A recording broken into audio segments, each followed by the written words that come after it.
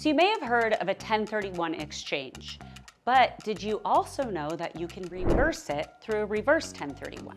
So in a traditional 1031 exchange, what that means is you own an investment property or a home that is secondary to the home that you live in.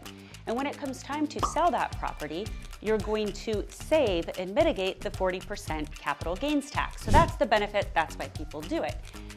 However, if you sell your home, then you have a limited amount of time to identify the replacement property that you're going to purchase. In a market like this, sometimes it's a little hard to make sure that you hit the timeline to find the property that you would like to buy.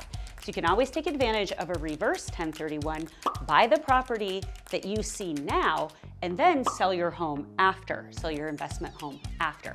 Again, 40% capital gains tax is what you're looking to save in the process, and it works on the 1031 exchange and the reverse. So if this would benefit you, you'd like to learn more about how this could apply to your investment properties, I'm Karlee Vandyke. Give me a call, and I can't wait to help you.